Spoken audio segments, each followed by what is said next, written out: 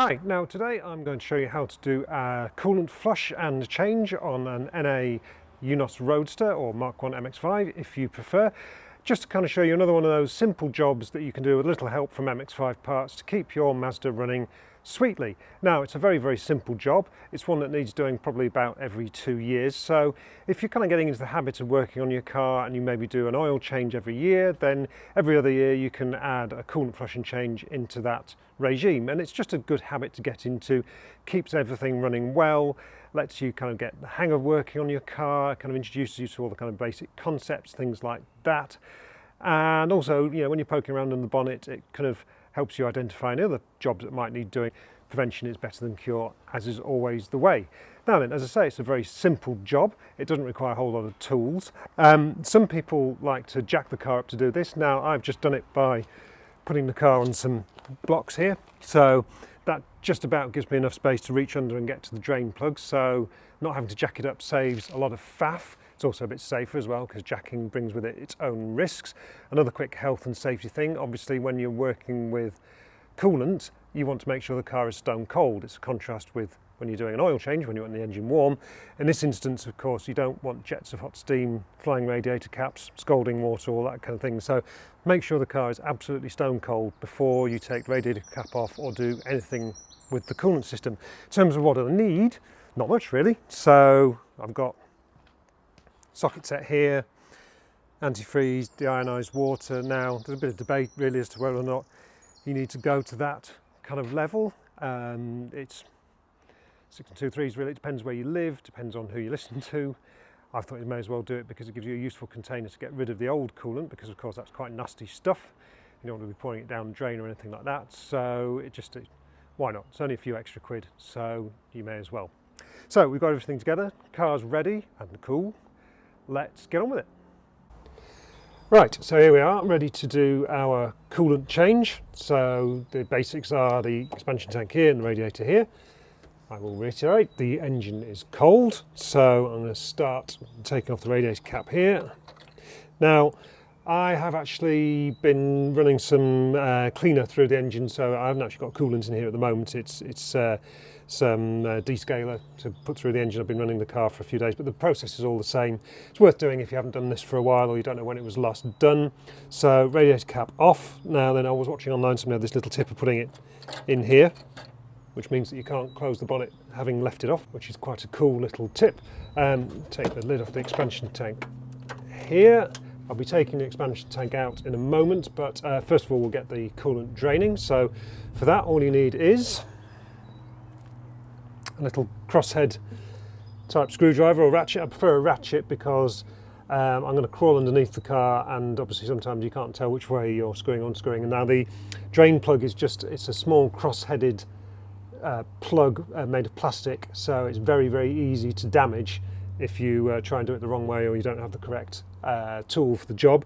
So before you actually attack it with any anger, make sure that the tool fits securely and you're confident about which way it's going. So with that ready, and I'm going to get a catch tank under the radiator, because obviously as soon as I take the plug out, water and coolant is going to pour out. So I need to catch that because it's dangerous stuff. I don't want it going down the drain or contaminating the ground or anything like that. So now we're all set up, I will take the plug off.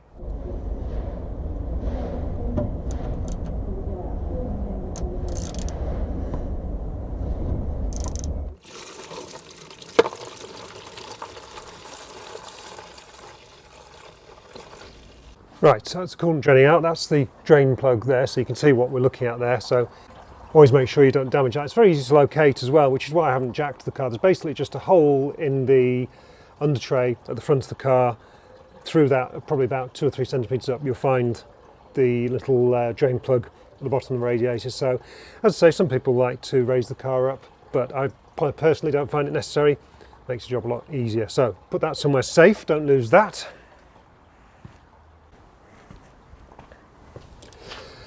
Right, so now while the coolant is draining out of the radiator and the rest of the system, I'm going to remove the coolant tank so I can empty what's left in there as well. This is a pretty simple thing to do. There are just 3 little 10mm bolts that hold it into the car. The lower one down here is a bit of a faff to get to, so I've got a kind of little universal joint thing on my ratchet here, so I'll just do this now so it's easy enough.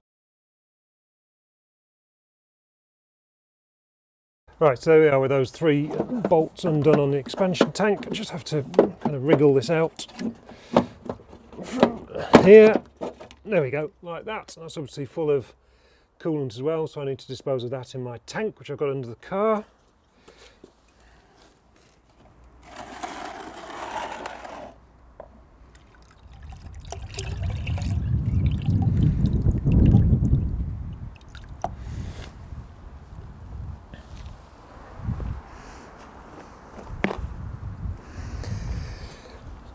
I can go and give that a good clean, but next thing I need to do is flush out the engine or the coolant system with a hose pipe. Now again, you don't need to do that if you've been doing this job nice and regularly, but as a precaution, just get rid of any loose gunk. So I'm just going to get the hose pipe and attach it here. Obviously, once again, you'll need something underneath to catch whatever's coming out, because the water's going to go through the coolant system and out the bottom of the radiator. So time to go and get the hose pipe.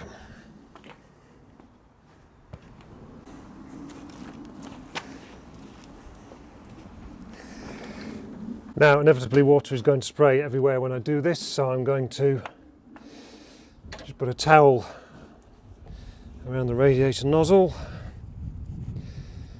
like that. Here's the hose.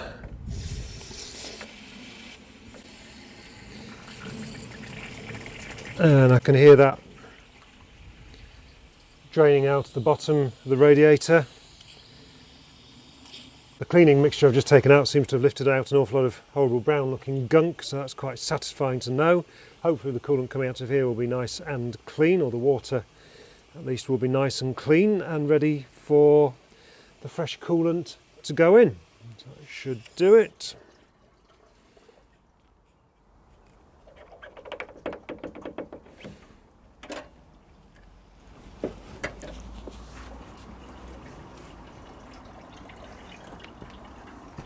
So we have given the coolant system a good flush from the hose pipe. I am satisfied that all the gunk is out of the engine. I've replaced my expansion tank and I'm now ready to top the coolant up, and then we are nearly done. So this is pretty straightforward really. Just take the cap off the radiator, get my coolant, which I've pre-mixed to 50-50, and top it up.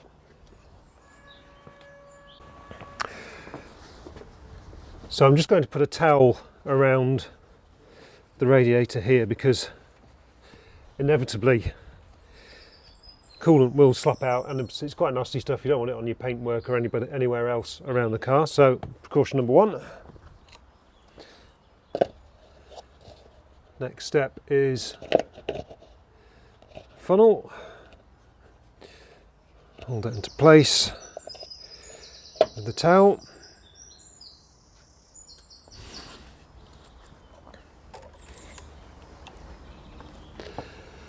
Now this is my coolant mix. I've put it into the container which had the deionised water. That's quite handy because that's a 5 litre container.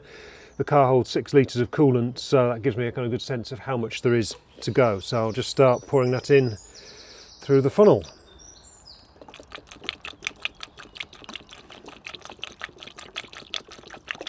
So that's the radiator full.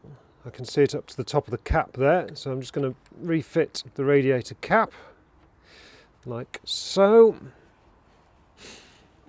Wipe up any coolant that's dribbled out. Now the next step is to fill up the expansion tank here, or rather, when I say fill it up, I'm just going to put in coolant to the lower level. You'll see on this side here there's a low and full, so I just need to put a little bit of coolant into there.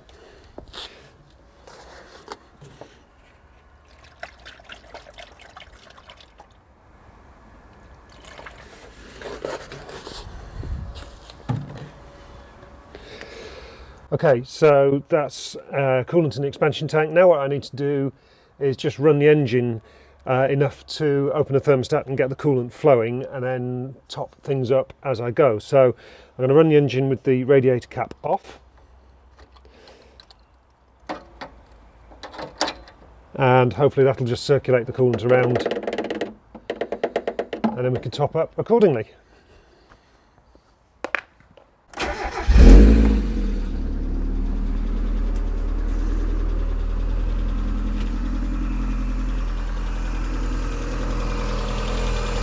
Okay, so now the engine's running, that'll just circulate the coolant for a bit. We just need it to warm up, so just leave it ticking over for a while, and then we will check the level and top up again. Right, so I've left the engine running for about 5 minutes now. The car's warmed up.